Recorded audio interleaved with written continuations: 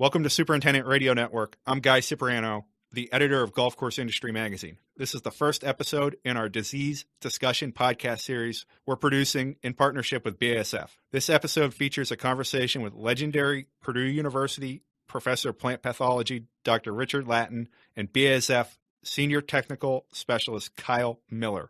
On this episode, we will address the first dollar spot application and its importance in providing season-long control. We'd like to thank BASF for supporting this podcast. BASF is always in the disease discussion with numerous solutions to help superintendents get ahead of dollar spot, including Emerald, Exemplar, and Maxtima. Visit betterturf.basf.us for more information. Now on to our conversation with Dr. Lattin and Kyle. Well, Dr. Lattin and Kyle, it's great to have you on the podcast. We appreciate you taking some time to join us to talk about dollar spot and how important that first application of the year is. And that's the first question I wanted to address to each of you. Dr. Lattin, just why is it important to start your dollar spot treatment program before the disease appears? Yeah, well, I'm a big fan of keeping populations low and preventing these outbreaks, devastating outbreaks from occurring. And I think the best way to do that is to spray early before the symptoms appear. We kind of know when the pathogen becomes active in the spring, and the idea is to anticipate that and make the appropriate application. I always say that that the disease populations are like an iceberg, and we only see the tip, but there's this large mass underneath. And I like to start spraying early to prevent that mass from building up. And how about you, Kyle? What are your thoughts on that question? Well, we've always preached that after you've mowed maybe 2 or 3 times in the spring of the year, that is the ideal time to go ahead and get down that first dollar spot application. Dr. Lattin, I love how he described the fact that it's like an iceberg. The population is building before you know it, before you see the symptoms. So by getting out there really early after that first or second true mowing and preventing dollar spot from even ever rearing its face really is going to help for you then and for the rest of the year. When a superintendent is trying to hone in the timing of that first application, what are some factors he or she should consider, Dr. Lattin? Well, first of all, understand the history of the property, and usually, we don't have much of an issue in making the decision to apply fungicide to greens, but it's that fairway application. It's more expensive, it takes more time, and I would pay attention to the weather. There are some tools out there that can help you anticipate when the outbreak is likely to occur, and also understand the history of the property and whether the historically when those outbreaks have been occurring. Kyle, you see a lot of things in your travels. What are some of the dangers if someone does get behind on that first application timing and doesn't get it right? What are some things you see if it just doesn't go right early in the season with that application? Yeah, well, I'll tell you what, last year in a lot of parts of the country, we had a very wet spring, which meant that a lot of superintendents missed that first spray. And I can tell you this, there were a lot of situations where products failed later on in the season. And when we look back at where those failures occurred, almost exclusively it was in situations where the superintendent missed that early spray to protect himself from dollar spot. So to me, make it a high priority to make sure you're out there early in the year before the pressure ramps up at all. I guess I would definitely have to agree with that. From a member standpoint, who's played at the same club for many years, the only times we really got into trouble with dollar spot outbreaks is where we delayed that initial application, and it seemed like we were spending more money playing catch up for the rest of the season. Resistant dollar spot is a topic. A lot of people are talking about it. A lot of people are curious about it. What have you seen over the last 10 years in your research, Dr. Lattin, and what chemistry class most concerns you and why? Well, with regard to resistant strains of the dollar spot pathogen, the two that the two classes that concern me would be the SDHIs and the DMIs. Historically, since since the 90s, we've been observing more and more situations where we have DMI resistance, and the SDHI resistance has been popping up, recently within the past 5 years. So it's out there. It's something we just need to be aware of. Now, nothing changes in terms of the factors or issues, processes that drive resistance. Where large populations occur in fairways, it gives the best chance of resistant strains to appear.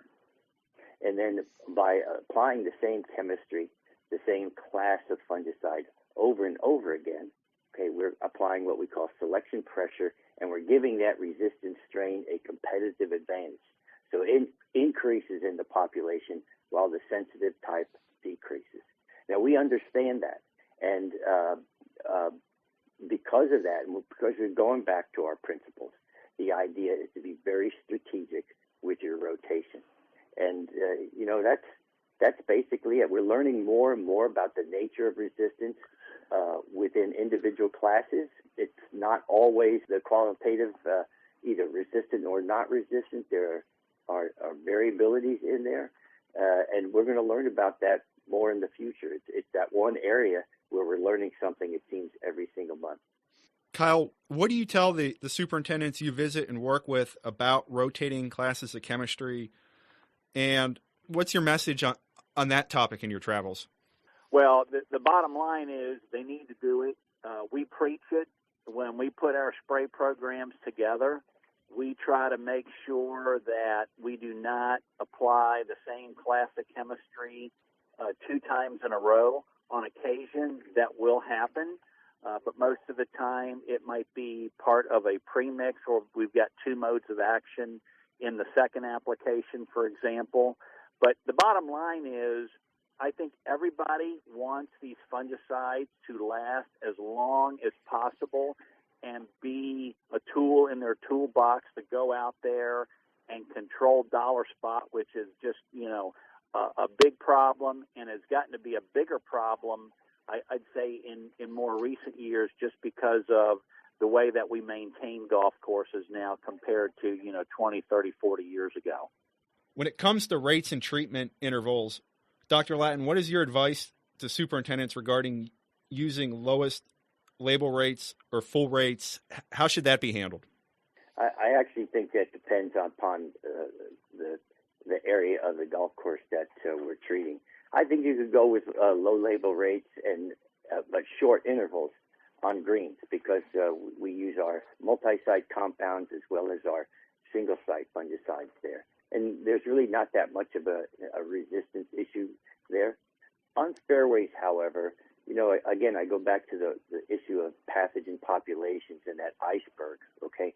By using the full rate, right, so the high label rate, that's what I like to use, you're getting the best chance of knocking down or suppressing those populations to the greatest extent, and not allowing that, iceberg to build up underneath. So I'm a big proponent of full rates, especially on fairways. When it comes to ensuring maximum effectiveness of dollar spot applications, what are some areas supers need to pay particular attention to on their course? And we obviously just talked about fairways here. Kyle, what are your thoughts on that? Yeah, well, I think one of the things that really plays into this too are agronomics. I mentioned that maintenance has changed on the golf course, over the last 20, 30, 40 years. We're mowing tighter. We've got leaner playing surfaces. We need to make sure that we have adequate amounts of nitrogen out there, that we are, making sure that we're elevating mowing heights during the tough times of the year. We need to do everything we can. Remove dew, for example, when we're not mowing or rolling. We need to do everything that we can to minimize the dollar spot population, keep it as low as possible, and give these fungicides the very, very best chance to succeed. Dr. Lattin, what are some agronomic techniques you've seen over the years that have helped minimize that pressure? Yeah, well, Kyle mentioned an important one, which would be dragging fairways and displacing the dew. We're putting, by allowing the dew to dry naturally in the morning, we're giving an advantage to the pathogen, and by displacing that dew, we're putting it at a disadvantage. And so there are things that we can do to minimize or reduce the length of that dew period. I also think keeping maybe supporting what Kyle had just said about keeping healthy plants, fortifying the plant, nourishing the plant, make sure it has enough so that not only is it not in a weakened state, but when we do use a fungicide, if there's plenty of nourishment there, it will recover more quickly. We hope you're enjoying this conversation with Dr. Lattin and Kyle. And we'd also like to remind our listeners that the cornerstone strategy of your Dollar Spot program is to start early, stay on course, and finish strong. Start in the early spring with an application of Emerald fungicide. Stay the course during later spring to midsummer with Maxtima fungicide.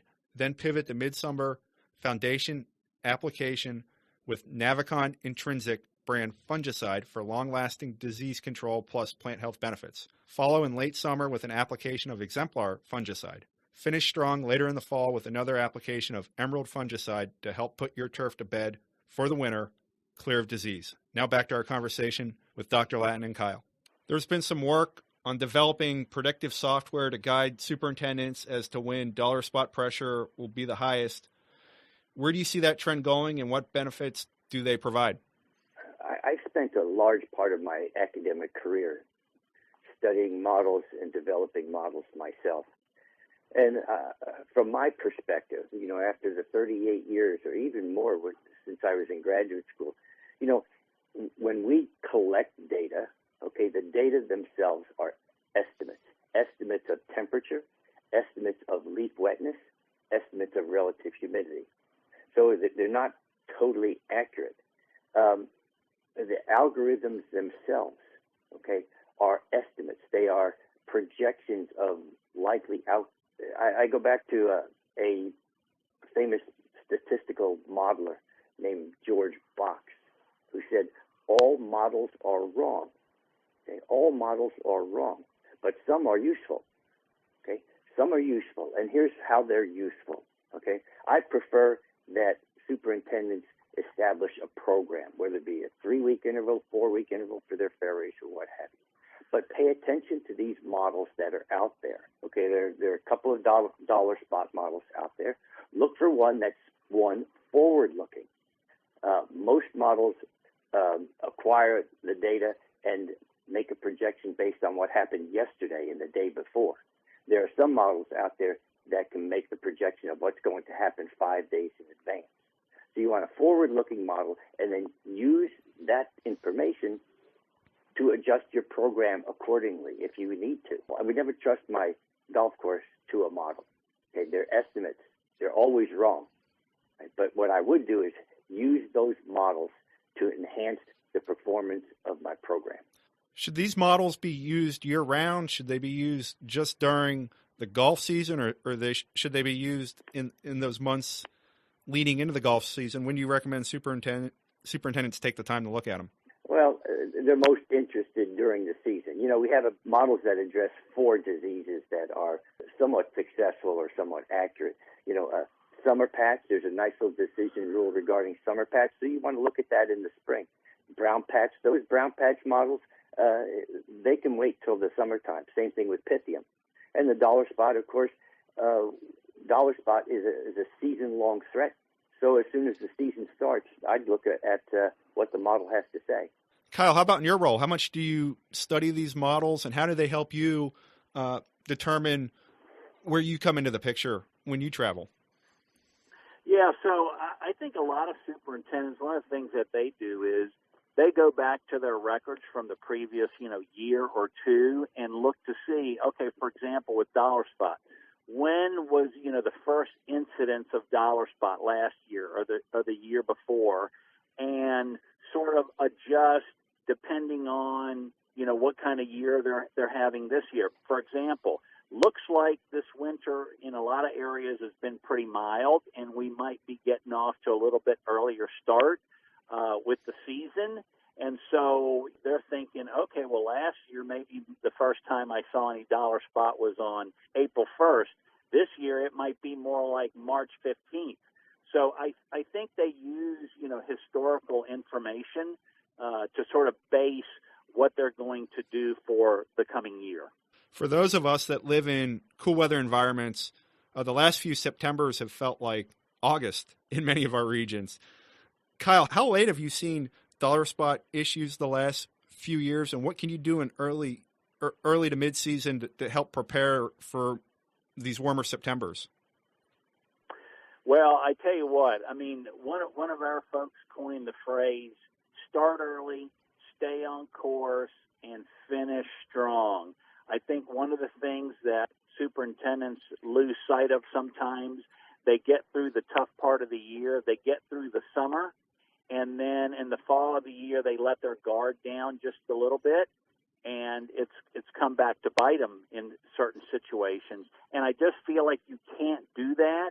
You need to go into the fall of the year, into the winter in good shape, clean, so that you're not looking at dollar spot lesions all winter long. So the bottom line is don't let your guard down and stay on course all year long. Make dollar spot control a priority for the entire season. Yeah, Guy, I would have to agree with Kyle on that. What strikes me is that we're so diligent about that first application or first two sprays, but we're not as diligent about our sprays and our maintaining our program late in the season. And I definitely think that contributes to more serious outbreaks in the fall. And Guy, too, I think one of the things that happens with superintendents, if they've had a real difficult year with disease pressure, they're watching their budget very closely. They're trying to figure out, okay, let's see, can I hold off a little bit? Can I back off on my rate? How am I going to, save myself some money, for example, late in the year to get through the year, within the budget that was delivered to me. Those are great points. And also, I would add that a lot of staffs become smaller in the fall, right? Like students go back to school. Maybe you have some teachers working for you and they're back in school. And right. So if you get behind on things, it causes maybe even more problems in the fall than it would during the season when you have more bodies there. I would have to agree with that because I've seen some pretty severe damage in the fall. And the reduction in turf quality can last into the spring. And I know, Guy, too, Rick and I have talked about how in the fall of the year, a lot of times the dollar spot that you see then is more of a pitting type of dollar spot, a deeper dollar spot. And I know Dr. Lattin's got some thoughts on, why that might happen. It's just an opinion or a theory, but it could be that, the populations are high, right? So maybe you get more infections. We're a little bit less diligent on maintaining a spray program, and that's why the populations are high. And maybe the plant is a little bit stressed out, low nitrogen levels, mowing heights, et cetera, and is unable to resist the infection and the process of how the pathogen goes through the plant. Maybe it's a little bit less likely to use its own ability to resist that, and therefore we get a little bit more damage in the turf in late fall. And I wonder sometimes too, Guy, if we've gone through the whole season battling this dollar spot, and so you sort of wonder, okay, are the dollar spot that's left late in the season? You're thinking that's a pretty tough customer, and more invasive, more damaging, and a little bit tougher to control, and so that might be part of what's going on too. Yeah, and summarizing all this, Dr. Lattin, would you say that dollar spot control is something where a superintendent really has to pace him or herself for what is becoming a prolonged tussle here? Yeah, I think throughout the season, of course, it's a season-long disease, and it's going to be an issue out into the future. I mean, there's some things coming down the line, especially with some of these maybe bent grass cultivars that have usable or resistance that we can exploit. But I think we're going to be dealing with dollar spot for the long haul, and it makes it even more important to apply our fungicides very strategically and not allow populations to get out of hand. Yeah, and one last thing for both of you. What are some resources superintendents can turn to if they want to learn more about this? Dr. Lattin, what are some resources Purdue has available? And Kyle, what are some resources BASF has available? I'll just say that some of the universities have online publications that address some of these things. And we're a very small community of turf pathologists. So if you look at Rutgers, you can look at Purdue, at Penn State, NC State. They all have addressed these issues. So there's a lot of information there. There's a book on turfgrass fungicides that address a lot of dollar spot issues as well. And the new edition of that's coming out later this year. Kyle, how about you? Do you have any suggestions on resources? Yeah, so like you just said, a lot of universities have done work, especially with treating dollar spot early on in the year. I know a fair amount of work was done at Ohio State, Michigan State, and even at Purdue where you were. I just feel like there's a wealth of information out there, and I know that we, on our website, have some of those documents on there for people to pull from, but I think it's been well researched, and the importance of making those early season applications can't be stressed enough. Well, this was a great discussion. Thanks for taking the time to join us. Good luck with your research and travels this year, both of you, and good luck to all the superintendents that are really starting to ramp up here in the next few weeks. Thanks, Guy. Thank you, Guy. Before we get going, one more reminder. The most effective way to control dollar spot is to stay ahead of it. BASF has an array of highly effective solutions for your spray program that will equip you with one of the industry's strongest lines of defense against dollar spot. Again, we'd like to thank BASF for supporting this podcast and look for more disease discussion conversations as this year progresses.